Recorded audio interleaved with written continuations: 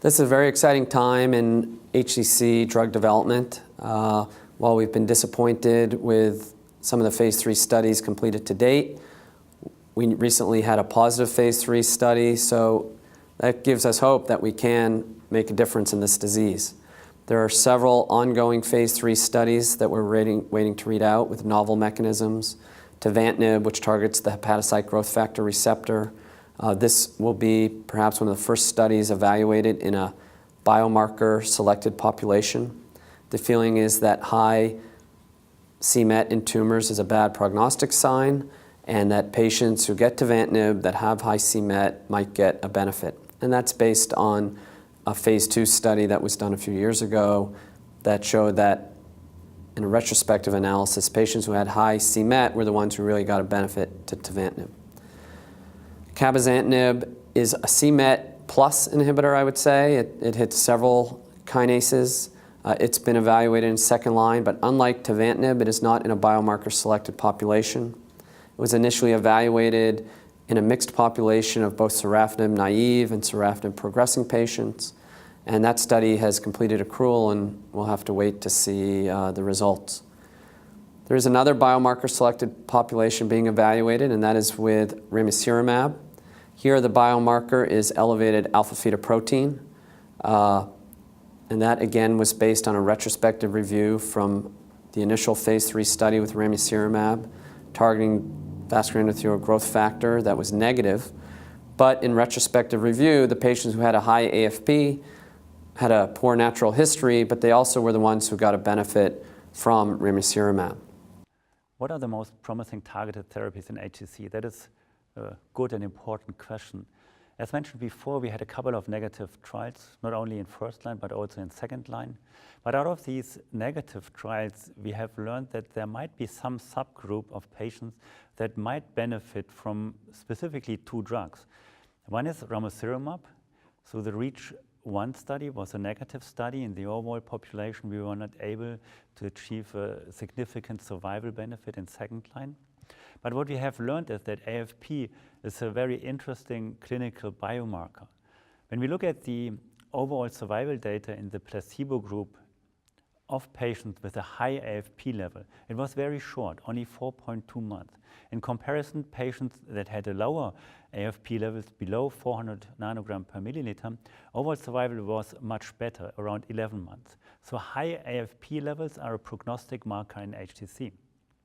And interestingly, it's not only prognostic, but it appears to be also to be predictive, because in the group with a poor prognosis, patients with high AFP levels, short survival in the placebo group, in this group, ramucirumab significantly almost doubled the median survival. So these data were quite promising, and based on these data, a second study is now underway, the REACH-2 study, in which specifically ramucirumab is investigated in patients with high AFP levels. And the second drug is tivantinib. So tivantinib is most likely a c-Met inhibitor. Also in this case, the phase 2 study was a negative study in the overall population. There was no significant improvement in overall survival.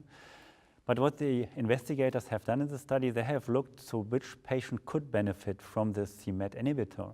And what they found is that patients that have high c-Met expression, similar to patients with high AFP levels, are patients with a poor prognosis.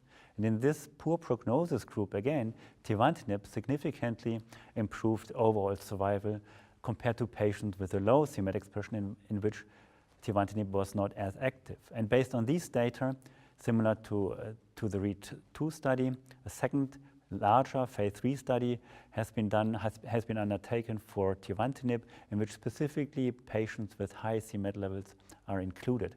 And this study has finished recruitment, and I think we will see the survival data probably next year.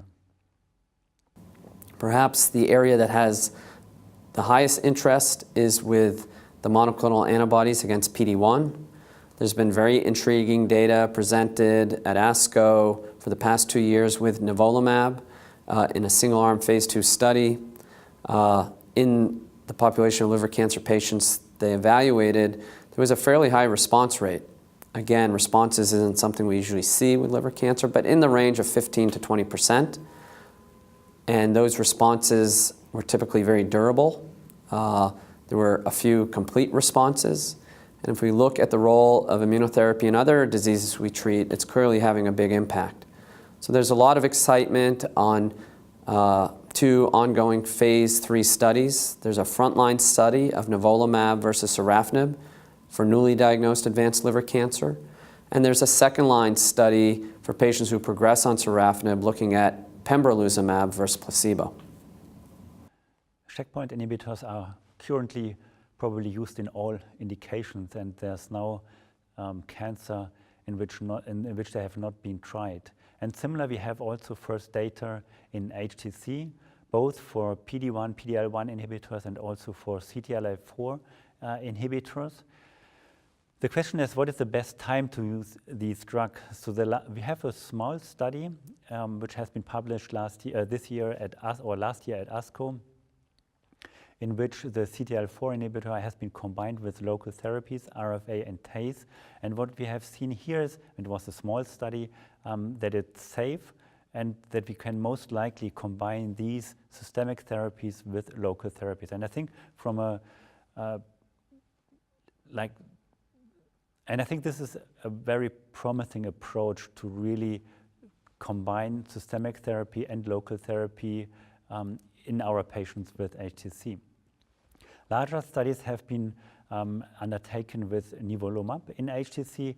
At the beginning, there was a question, of course, whether patients with HCC would or can be treated with checkpoint inhibitors, because one of the frequently observed side effects are also hepatitis, autoimmune hepatitis, if you like, which we can see with checkpoint inhibitors. So can we treat patients that have already a hepatitis with a drug that might induce hepatitis? And there were some safety concerns. So there were first some dose escalation studies, which luckily confirmed that it is safe to use these drugs in patients with liver disease, independent whether they had viral liver disease or not, whether they have received sorafenib before or were naive for sorafenib. So there's no safety concern. And now we have the first data with the expansion cohorts, which are quite promising. We do see some responses, and we see in a couple of patients really a disease stabilization for more than 6 months. These data are very early and they have to mature, and we of course have to wait for the larger phase 3 studies which compared the outcome to sorafenib in first line maybe, or to best supportive care in second line.